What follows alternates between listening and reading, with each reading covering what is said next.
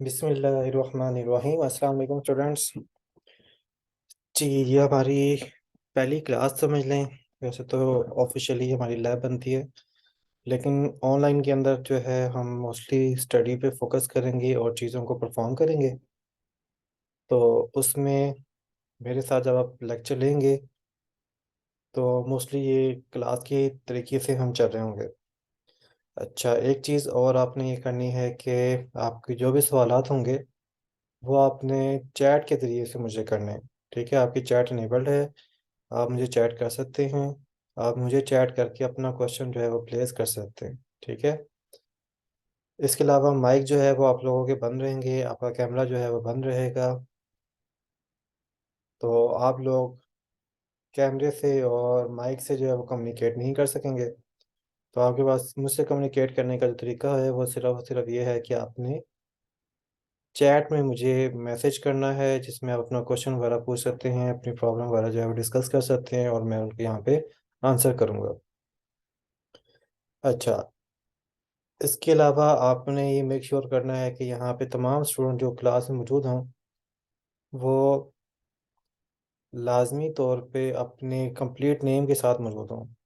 यहाँ पे जो आपका पार्टिसिपेंट के जो बॉक्स होता है उसके अंदर जो आपका आईडी नेम शो हो रहा होता है वो लाजमी तौर पे आपका मुकम्मल नेम, स्टार्टिंग एंडिंग सारा नेम आपका लिखा होना चाहिए। आपने शॉर्ट में या किसी और तरीके से आपने जो है वो नेम नहीं लिखना। अच्छा, तो यहाँ पे अब्दुल्ला मुनव्वर मौजूद हैं, जो कि कल दूसरी क्लास में मौजूद थे।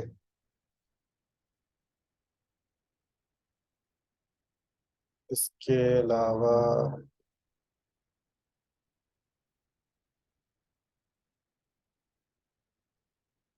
ठीक है जी। अच्छा, अब आप लोगों ने आज के लेसन को जो है वो स्टडी करना है, और स्टडी करने के बाद आप लोगों ने इसकी प्रैक्टिस भी करनी है। ठीक है। अच्छा, तो हम आज का जो लेक्चर स्टार्ट कर रहे हैं, आज के लेक्चर में हमने ऑपरेटर्स को ज़रा दोबारा से डिस्कस करना है। तो इसमें हम स्टार्ट कर रहे हैं यहाँ पे अरिथमेटिक ऑपरेटर से। तो अरिथमेटिक ऑपरेटर्स हम पहले भी देख चुके हैं, एक दफ़ा यहाँ पे रिवीजन हो जाएगी। और इसके अलावा मज़ीद हमने ऑपरेटर्स को आज देखना है। और इसके अलावा हम कोशिश करेंगे कि जो एग्जांपल हम यहाँ पे करें उसको विजुअल स्टूडियो पे इम्प्लीमेंट करके भी देखें। इसके अलावा मज़ीद हम जो काम करेंगे वो ये कि विजुअल स्टूडियो में एक टेक्निक होती है जिसे हम बोलते हैं डिबगिंग। ये आपके मोस्टली जो टूल्स हैं जो कि प्रोग्रामिंग के लिए इस्तेमाल होते हैं उसके अंदर ये एक फ़ीचर पाया जाता है, एक सलाहियत पाई जाती है जिसे डिबगिंग कहते हैं। तो आज हम उसको भी देखेंगे कि डिबगिंग क्या होती है और कैसे जो है वो परफॉर्म की जाती है और इसका पर्पज़ क्या होता है। तो हम स्टार्ट यहाँ पे अरिथमेटिक ऑपरेटर से कर रहे हैं। अरिथमेटिक ऑपरेटर्स जो हैं ये एडिशन, सब्ट्रैक्शन, मल्टीप्लिकेशन, डिवीजन और मॉडुलस होते हैं। इनका काम ये होता है कि ये मेमोरीज की वैल्यू जो कि न्यूमेरिक वैल्यूज़ होती हैं उनके दरमियान में ऑपरेशन परफॉर्म करते हैं, जैसे एडिशन कर सकते हैं, सब्ट्रैक्शन कर सकते हैं, मल्टीप्लिकेशन कर सकते हैं, डिवीजन कर सकते हैं, और इस तरीके से मॉडुलस का जो काम है वो परफॉर्म कर सकते हैं। अच्छा, इसके लिए हम यहाँ पे एग्जांपल पे आते हैं और एग्जांपल में इसको समझते हैं। एग्जांपल में देखें तो यहाँ पे टॉप पे आपको ये कुछ स्टेटमेंट नज़र आ रही हैं। The statements are called pre processor directives. इसके बाद आप यहाँ पे देखें तो ये हमारा फंक्शन है जो कि मेन के नाम से है, और इसमें इसकी बॉडी इस वाली ब्रैकेट से स्टार्ट होती है, कर्ली ब्रैकेट से स्टार्ट होती है और कर्ली ब्रेसेस पे यहाँ पे क्लोज हो रही है। इसके दरमियान में हम जो स्टेटमेंट्स लिख रहे होते हैं हम उन्हीं स्टेटमेंट्स को आज जो है वो डिस्कस कर रहे हैं, और इससे पहले भी हम इसको डिस्कस करते रहे हैं और आइंदा जाके हम इसमें मज़ीद और तब्दीलियाँ भी करेंगे। अच्छा, अब यहाँ पे जो मेन मेथड के अंदर यहाँ पे एक ये स्टेटमेंट लिखी हुई है। ये स्टेटमेंट जो है आपने बतानी है कि इस स्टेटमेंट को क्या कहते हैं। ये स्टेटमेंट आपके सामने लिखी हुई है, जिसको मैंने यहाँ पे पॉइंटर्स हाईलाइट भी कर दिया है। इस स्टेटमेंट के बारे में आपने बताना है कि स्टेटमेंट का नाम क्या है। जी, चैट इनेबल्ड है, हम ये चैट में आंसर करेंगे। जी, वेरी गुड। मैं जिन्होंने फर्स्ट टाइम मुझे जो आंसर किया मैं उनका नाम लेता हूँ। जी, ये हैं जी मुदस्सिर साजिद, और इन्होंने बिल्कुल सही बताया कि इसको इनिशलाइजेशन कहते हैं। Very good.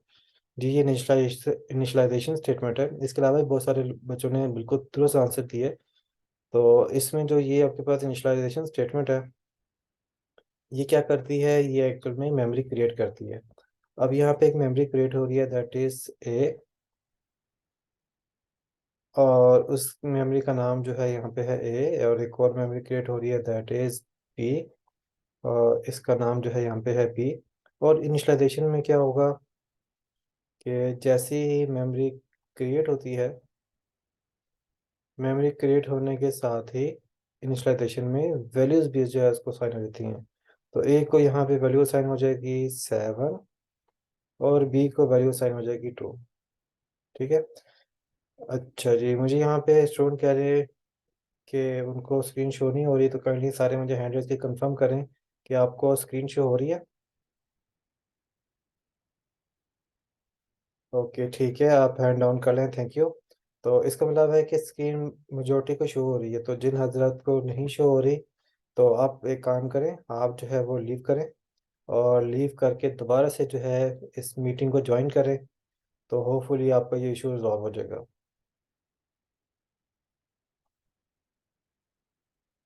ओके। तो यहाँ पे हमने इस स्टेटमेंट को देखा, और इसके रिस्पेक्टिव हमारे पास दो मेमोरीज बन गई। एक मेमोरी जो है वो ए की, और दूसरी मेमोरी बी की। ए में वैल्यू आपके पास स्टोर हो रही है 7, बी में स्टोर हो रही है 2। अब इसके बाद नेक्स्ट यहाँ पे अगली स्टेटमेंट अगर आप देखें यहाँ पे, तो ये जो स्टेटमेंट है इसमें आप एक डिस्प्ले करवाना चाह रहे हैं, और जो डिस्प्ले हो रहा है यहाँ पे, उसमें पहला जो है डिस्प्ले आपके पास एक स्ट्रिंग डिस्प्ले हो रही है, और उसके बाद इंसर्शन ऑपरेटर के बाद एक ऑपरेशन परफॉर्म हो रहा है ये वाला।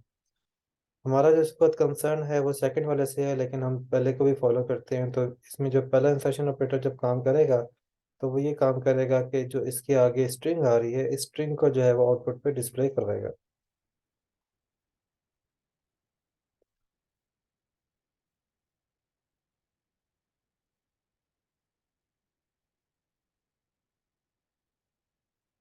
जी यहाँ पे एक स्टूडेंट है जिनके नाम जो है वो करेक्ट नहीं है। तो जी आप ज़रा लीव कर जाएं, या जी आप काइंडली ज़रा लीव कर जाएं, और लीव करके आप अपना करेक्ट नेम के साथ जो है वो रूम में एंटर हो। ये Xiaomi M2101 K7478G लिखा हुआ है। आप काइंडली लीव करें, और अपना करेक्ट नेम के साथ जो है वो इस मीटिंग में शामिल हों।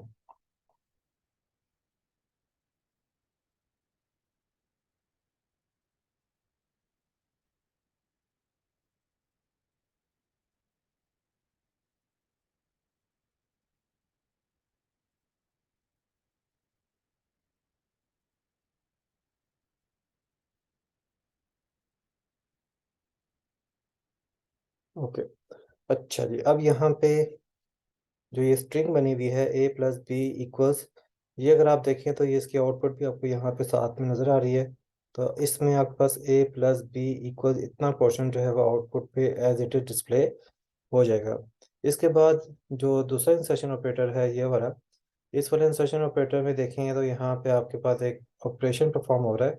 यहाँ पे ए की वैल्यू 7 आपको मिल रही है, क्योंकि ये ए मेमोरी है। बी जो है आपको उसकी वैल्यू 2 मिल रही है, क्योंकि ये भी एक मेमोरी है। और इसमें जो ऑपरेशन परफॉर्म हो रहा है वो आपके पास एडिशन का ऑपरेशन परफॉर्म हो रहा है। इसका रिजल्ट बनेगा 9, और जो 9 है वो इस इंसर्शन ऑपरेटर को मिलेगा, और ये क्या करेगा, आपके आउटपुट के ऊपर 9 को डिस्प्ले कर देगा, जैसे कि यहाँ पे आपको डिस्प्ले होता हुआ नज़र आ रहा है। तो ये चीज़ें जो है वो एक दफ़ा रिवाइज हो गई हैं, यही हमने जो है पहले भी डिस्कस कर चुके हैं। तो इसमें आप देख लें कि हमने यहाँ पे सब्ट्रैक्शन का काम भी किया है, इसमें मल्टीप्लिकेशन का काम किया है, इसमें डिवीजन का काम किया है, इसमें मॉडल्स का काम किया है। तो जी ये इसके रिस्पेक्टिव आपको ये सारी आउटपुट यहाँ पे मिल रही है। अगर यहाँ तक किसी का कोई क्वेश्चन है, तो चैट इनेबल्ड है, आप क्वेश्चन कर सकते हैं।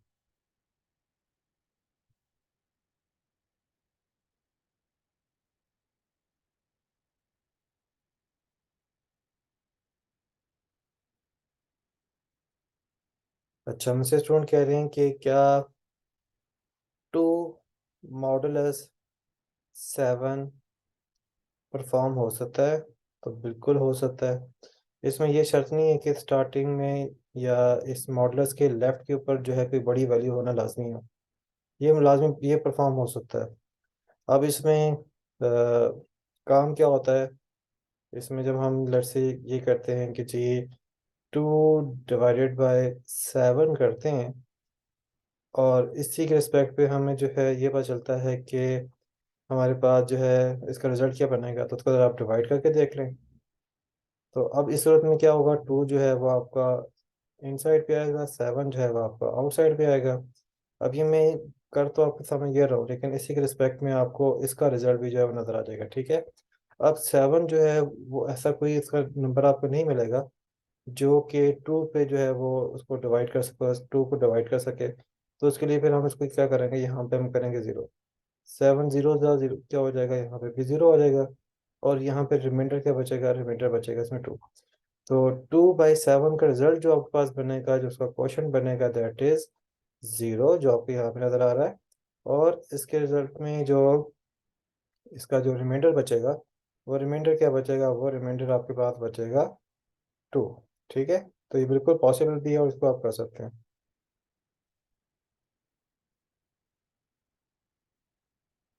अच्छा, हमसे स्टूडेंट कह रहे हैं कि 7/2 का आंसर जो है वो तो आता है 3.5।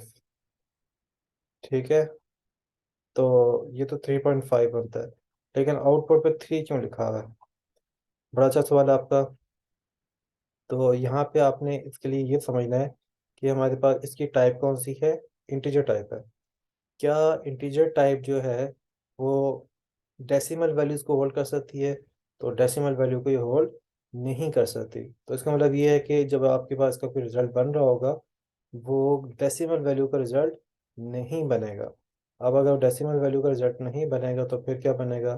तो ज़रा इसको हम सॉल्व करके देख लेते हैं कि इसका रिजल्ट क्या बनना चाहिए। तो इसमें देखिए, हम 7 आप इसको इनसाइड पे रखेंगे, 2 आप जो है वो आउटसाइड पे रखेंगे, और इसको सॉल्व करें। इसमें क्या होगा, 7 3 सॉरी 2 3 हो जाएगा यहाँ पे 6, और रिमाइंडर आपके पास बचेगा 1।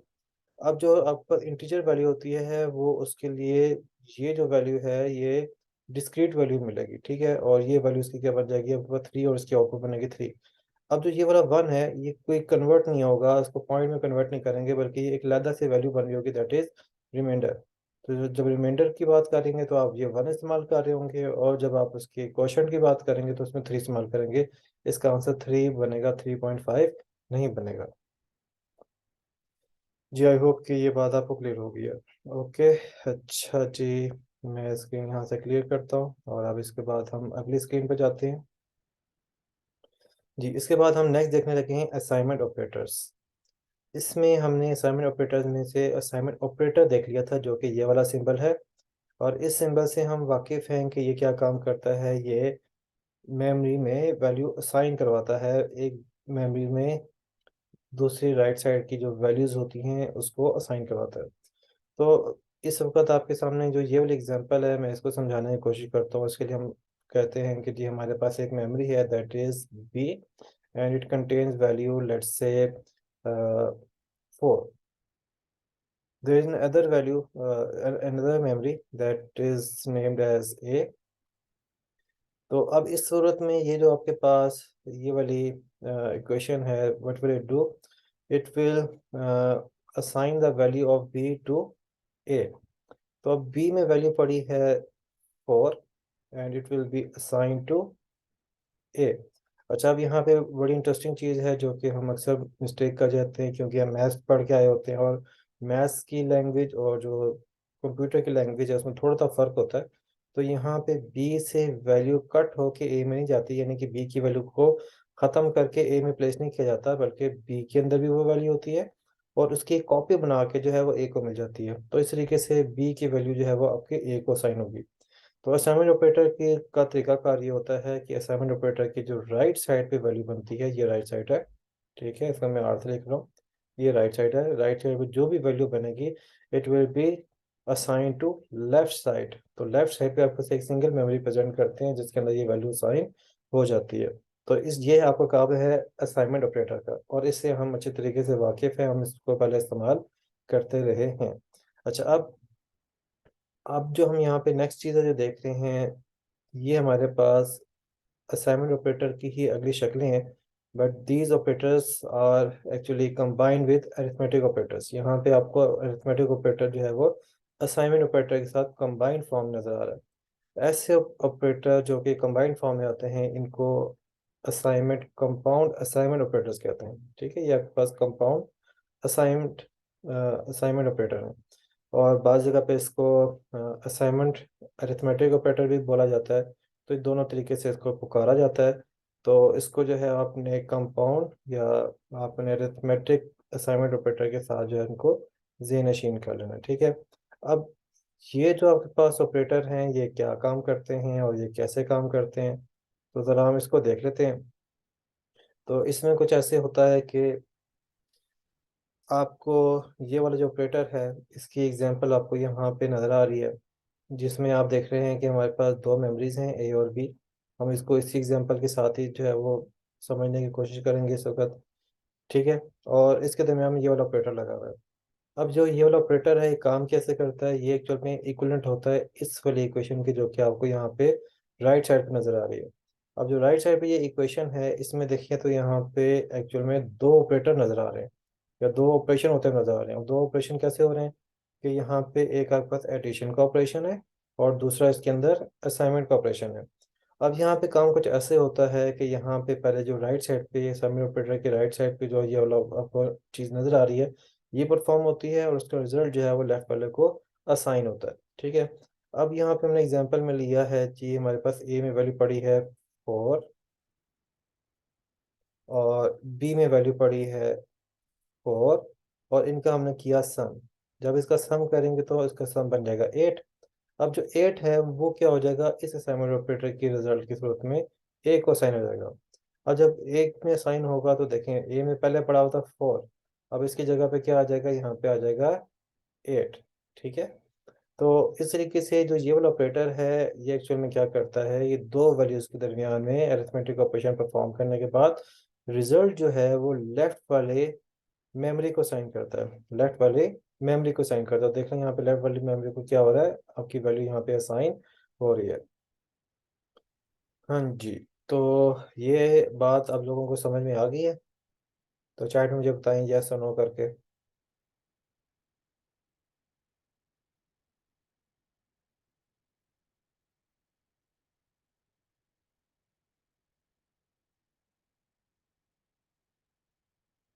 ओके ठीक है, थैंक यू। अच्छा, इस दौरान में से एक सवाल पूछा गया है कि कंपाउंड का क्या फ़ायदा है। अच्छा, कंपाउंड का फ़ायदा क्या है, तो आप बड़े आसानी से समझ सकते हैं कि हम यहाँ पे दो काम एक ही ऑपरेटर की मदद से परफॉर्म कर रहे हैं। एक फ़ायदा तो ये आपको नज़र आ रहा है। अब इसका इस्तेमाल कैसे हो सकता है, इसका इस्तेमाल ऐसे हो सकता है कि लेट्स से हम जो है कुछ ऐसा काम करना चाह रहे हैं कि वहाँ पे हमने समेशन करनी है, हमने वैल्यू को सम करना है। अब मेरे पास अज्यूम करें कि मेरे पास एक वैल्यू है लेट्स से 1, दूसरी वैल्यू है 2, और तीसरी वैल्यू है 3। ठीक है, और इनको हमने अलग-अलग मेमोरी में रखा हुआ है। तो ये मेरे पास है एक मेमोरी दैट इज़ ए, दूसरा मेरे पास मेमोरी है दैट इज़ बी, तीसरी मेरे पास मेमोरी है दैट इज़ सी। अब मैंने क्या करना है, मैंने इसका सम करना है, और सम करने के बाद मैंने इसका रिजल्ट किसी मेमोरी में डालना है। अब उसके लिए मैं ये कर सकता हूँ कि मैं एक अलग से मेमोरी बना लूँ। जैसे कि मैं उसको कहता हूँ कि जी मेरे पास एस मेमोरी है, मैं एक अलग बना लूँ। तो इसमें देखिए तो मुझे 1 2 3 4 मेमोरी इस्तेमाल करनी पड़ेंगी। लेकिन अगर मेरा काम कुछ ऐसा हो जाए कि मुझे जो है ए बी सी जो मेमोरी है इसको वन टाइम इस्तेमाल करना है, इसके बाद वाली मेमोरी का मज़ीद आगे इसकी वैल्यू का कोई फ़ायदा ना हो, तो क्या मैं ऐसा ना कर लूँ, कोई एक मेमोरी इसमें से ले लूँ और उसी के अंदर मैं वैल्यू सम करके रख लूँ। तो फॉर एग्जांपल मैं ऐसे कर लूँ, अगर ए प्लस इक्वल्स टू बी, तो ये क्या हो जाएगा, ये मेरे पास समेशन हो जाएगा ए का और बी का। जब ये ए और बी का जो है समेशन हो जाएगा, तो उसका रिजल्ट जो है वो ए में आ जाएगा। तो अभी अगर आप इसको कंप्यूट कर रहे हैं, तो ए में वैल्यू पड़ी है 1, बी में वैल्यू पड़ी है 2, और इसका सम होने के बाद ए की वैल्यू बन जाएगी 3, और 3 जो क्या है वो ए और बी का सम हो गया।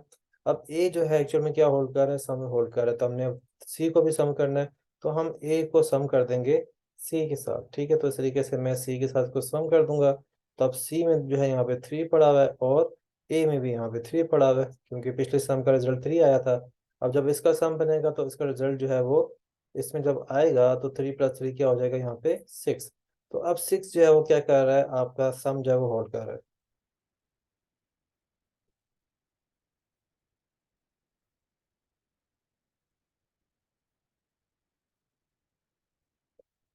ओके जी, सही है।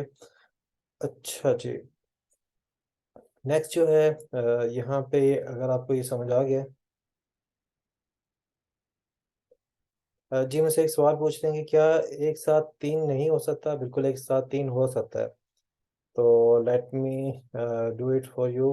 मैं ज़रा थोड़ी स्क्रीन क्लियर कर लेता हूँ, और यहाँ पे मैं ज़रा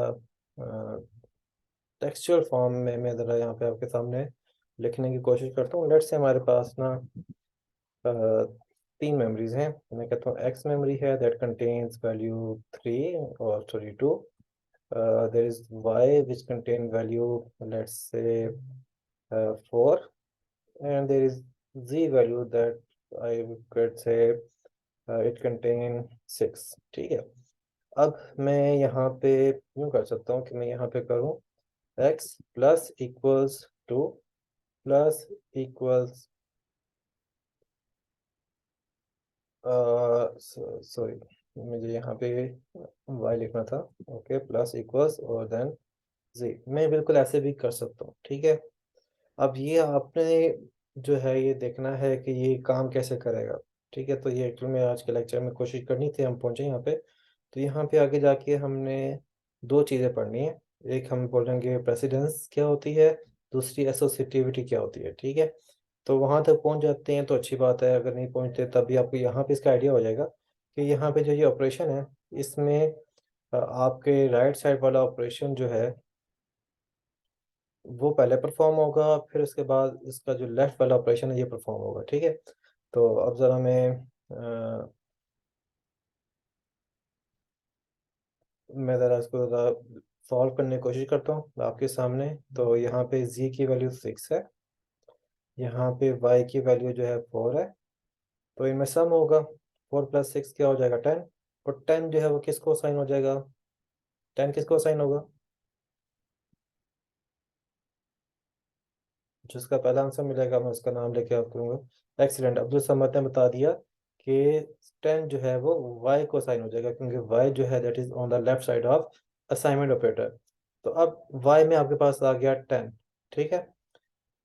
अब इस वाले पोर्शन के रिजल्ट में आपके पास 10 आ चुका है। अब यहाँ पे 10 जो है वो y के अंदर आ गया। अब इसके बाद रिमेनिंग जो पोर्शन है उसमें जो है जो ऑपरेशन है वो x और y के दरमियान में होगा, ठीक है। And x containing value 2। तो यहाँ पे 2 और यहाँ पे y है जिसमें वैल्यू 10 पड़ी है। इसमें एडिशन परफॉर्म करेंगे तो ये हो जाएगा आपके पास 12, और 12 की जो वैल्यू है वो किसको मिलेगी? जी, अब्दुल समद ने एक दफ़ा फिर से बिल्कुल सही बताया जी, वो 12 को मिलेगी। इससे पहले भी जो है मुझे बहुत सारे स्टूडेंट जो है वो आंसर कर चुके हैं, इन्होंने एडवांस में मुझे आंसर कर लिए हैं। तो उन सबको जो है मेरी तरफ से बहुत बहुत शाबाश। और जिन्होंने मुझे बाद में भी आंसर किया उनको भी बहुत बहुत शाबाश जी, आप लोगों ने इसको समझ लिया है और अब आपको ये चीज़ें समझ आना शुरू हो गई हैं। Very good. ओके जी, नेक्स्ट जो है हम आते हैं इस पे कि जी लेट्स से मेरे पास जो है, बल्कि नेक्स्ट स्क्रीन पे आते हैं। अच्छा, यहाँ पे इसी तरीके से आप देख रहे हैं ये सब्ट्रैक्शन के साथ भी कंपाउंड ऑपरेशन परफॉर्म होता है, मल्टीप्लिकेशन में भी होता है, डिवीजन में भी होता है, रिमाइंडर में भी होता है, ठीक है। तो इसको अगर प्रैक्टिस करेंगे तो आपको ये ज़्यादा चीज़ें और ज़्यादा ओपन हो जाएंगी कि इसमें रिजल्ट जो हैं वो कैसे बन रहे होंगे। तो इनके लिए ज़रूरी है कि आप इसको प्रैक्टिस करें, सॉल्व करने की ज़रा कोशिश करें। अब जो है यहाँ पे मैं आपको इसके एक प्रोग्राम में लेकर आता हूँ।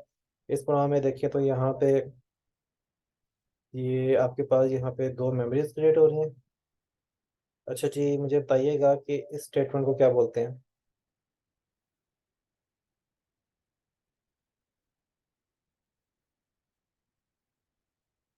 एक्सीलेंट, अब्दुल्ला मुनव्वर ने बताया कि इस स्टेटमेंट को बोलते हैं डिक्लेरेशन। यहाँ पे हो रही है डिक्लेरेशन। तो डिक्लेरेशन में हमारे पास दो मेमोरीज बन रही हैं, that is A and another memory is B. तो यहाँ पे दो मेमोरीज बन गई, ठीक है। इसके बाद जो है ये स्टेटमेंट है, इस स्टेटमेंट को क्या बोलते हैं?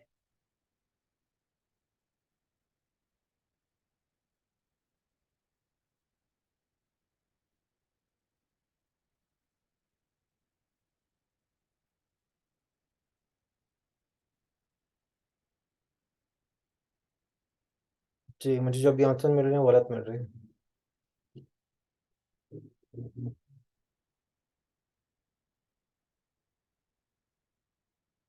अभी थोड़ी देर पहले मैं जिक्र करके आया हूँ उसको। एक्सीलेंट जी, फरहान अयूब ने बिल्कुल सही आंसर किया। असाइनमेंट जो है यहाँ पे, ये स्टेटमेंट असाइनमेंट स्टेटमेंट है, ठीक है। यहाँ पे असाइनमेंट परफॉर्म हो रही है, ऊपर डिक्लेरेशन हो रही है, यहाँ पे असाइनमेंट हो रही है, सही है। अच्छा, अब ये असाइनमेंट हो रही है, इसके बेस पे ए में वैल्यू जो है वो आ जाएगी आपके पास 2। इसके बाद जो है नीचे की स्टेटमेंट देखिए तो यहाँ पे बी में असाइनमेंट हो रही है, और बी में वैल्यू आ जाएगी यहाँ पे 7। ठीक है, अब ये आपका दो वैल्यूज यहाँ पर आ गई।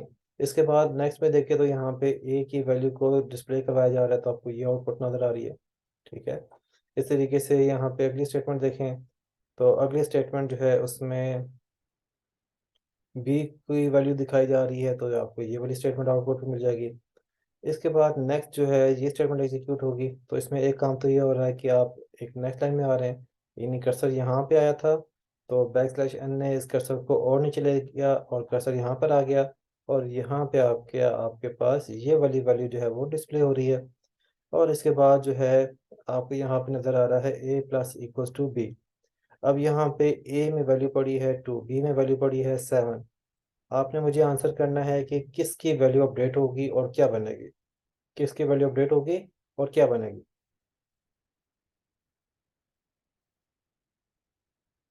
एक्सीलेंट, अब्दुल्ला मुनव्वर ने बिल्कुल सही आंसर किया कि ए की वैल्यू अपडेट होगी, और वो वैल्यू बन जाएगी इसमें 9, ठीक है। तो इसके बाद जो अगली स्टेटमेंट है उससे भी आपको ये अंदाज़ा हो रहा है कि हम ए को क्यों डिस्प्ले कर रहे हैं, क्योंकि जो रिजल्ट बना है उसकी वैल्यू एक्चुअल में किस में आ गई है, ए में आ गई है। तो इसके रिस्पेक्टिव आपके पास ए की वैल्यू यहाँ पे क्या होगी, आपको यहाँ पे डिस्प्ले होके अपडेट होके डिस्प्ले होते हुए नज़र आ रही है। ओके, चलें, ये तो आपको चीज़ें यहाँ पे काफ़ी क्लियर होगी होंगी। तो ज़रा मुझे थोड़ा सा एरिया क्लियर कर लूँ।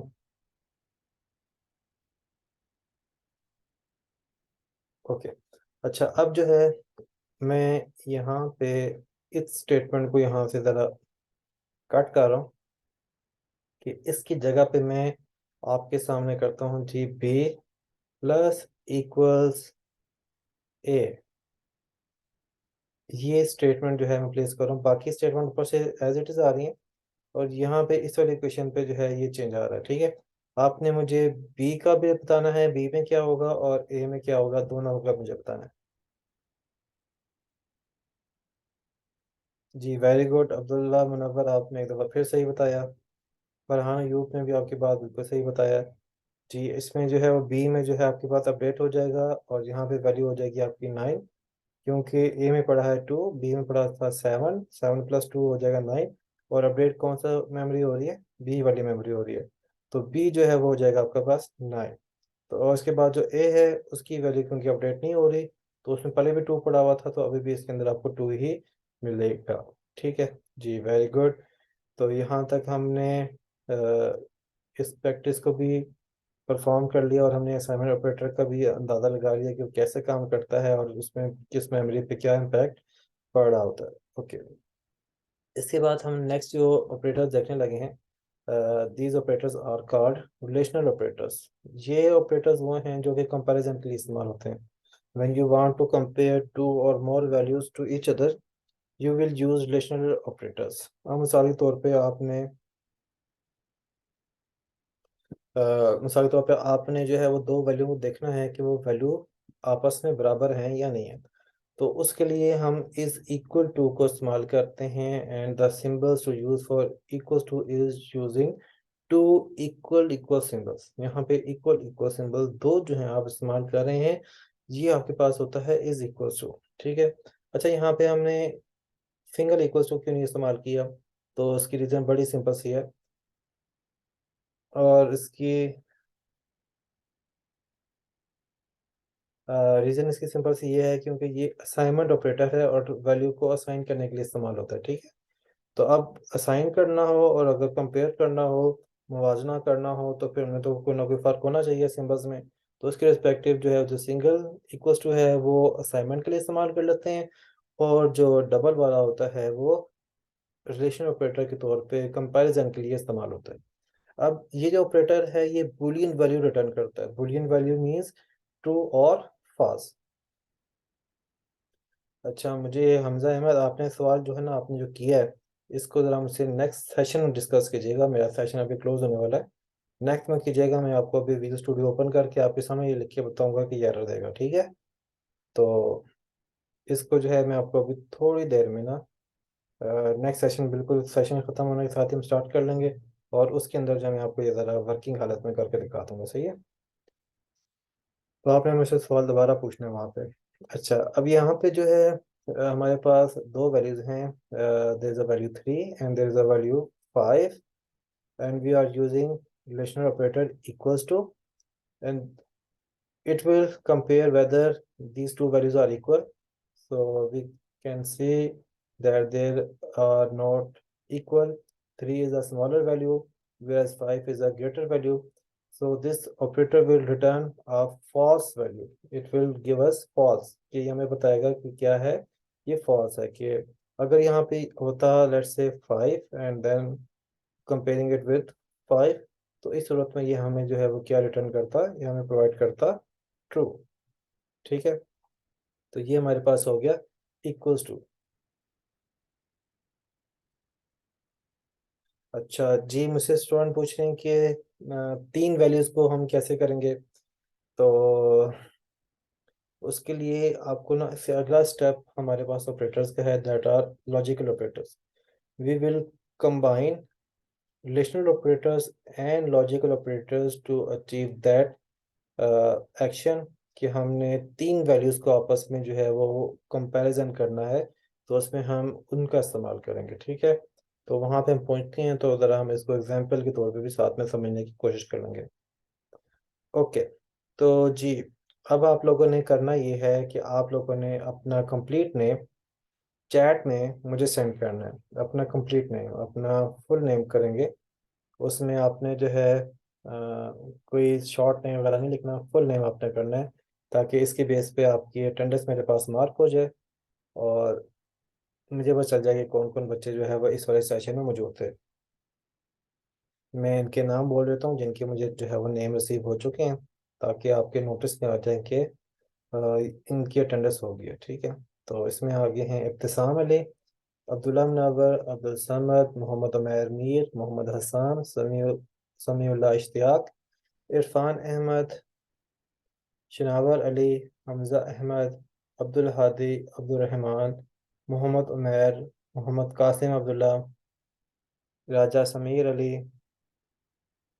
फरहान अयूब, मोहम्मद हंजला, मोहम्मद अनस बिन आसिम, हसनैन अहमद, जुनैद अहमद ख़ान, मोहम्मद मुदस्सिर साजिद, उमर अहमद, ज़ैन अली, अब्दुल्ला सग़ीर, सैयद मोहम्मद अली नकवी, मोहम्मद मुबशर खालिद, ग़ुलाम मुस्तफ़ा, हुज़ैफ़ा अब्बासी, मोहम्मद मोईद शाहिद, सैयद कैसर अब्बास, अली हैदर कादरी, मोहम्मद उमर शुएब बिन वहीद, मोहम्मद हशाम अब्बासी, सैफुल्ला इशफाक, सिराज हसन खान, अब्दुल्ला इशफाक। जी, इनके नाम मुझे रिसीव मैंने बोले हैं, इनकी अटेंडेंस मुझे रिसीव होगी है।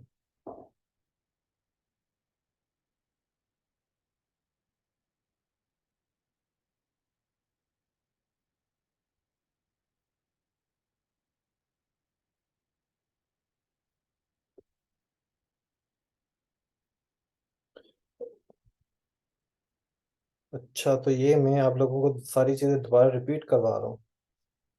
तो मुझे आप लोगों ने बताया नहीं कि ये तो हमने लास्ट लेक्चर में पढ़ ली थी, तो मैंने वैसे ही इस पर इतना टाइम लगाया।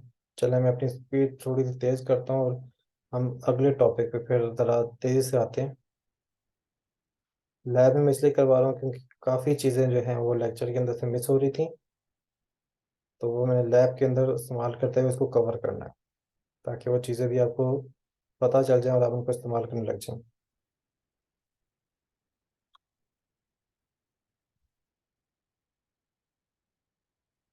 जी, आपने अपनी अटेंडेंस लगानी है तो आपने चैट मुझे मैसेज करना है। हैंड रेज करके आपकी अटेंडेंस नहीं होगी। अटेंडेंस के लिए मुझे पास आपकी चैट है, वो मेरे रिकॉर्ड में आती है, सेव हो जाती है मेरे पास, और उसी से मैं आपकी अटेंडेंस मार्क करूँगा। तो हैंड रेज करके आपकी अटेंडेंस नहीं होगी, आपने अपना नाम जो है वो कंप्लीट नेम चैट मुझे सेंड करना है।